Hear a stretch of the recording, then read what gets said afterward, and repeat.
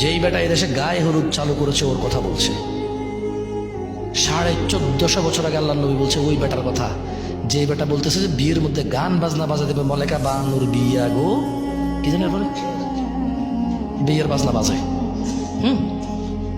যেই বেটা বিয়ের মধ্যে চিন্তা করছে যে এরকম একটা জিনিস বাজানো দরকার, ওই বেটার কথা বলছে।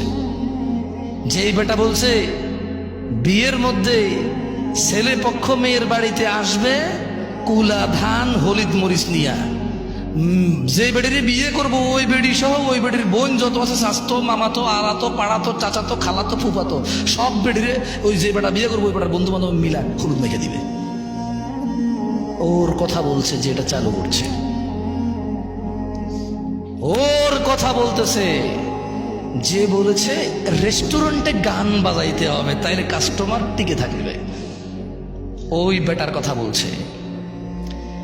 যে বেটা বলেছে মুসলমানদের ঈদ, মুসলমানদের রোজা, মুসলমানদের আনন্দ, মুসলমানদের ত্যাগ তিতিক্ষার মাসে মুসলমানদেরকে জামা কাপড় কিনে দেওয়া, মানে জামা কাপড় বেচার ফন্দিতে সুপার শপ শোরুম খুলবে, বড় বড় শোরুম খুলে ওখানে গান বাজাই দেবে ইংরেজি আর কাপড় চোপড় বেচবে।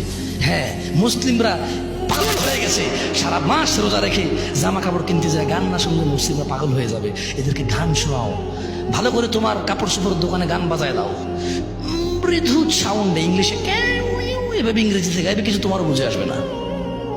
হ্যাঁ, যেই বেটা এই সিস্টেম চালু করেছে যে রেস্টুরেন্টে খাইতে যারা আসবে তাদেরকে গান শোনাইতে হবে, শোরুমে যারা কাপড় চোপড় কিনতে আসবে তাদেরকে গান শোনাইতে হবে, তাইলে বিজনেস মিয়া 100-এ 100 সফল। ওই বেটার কথা বলছে।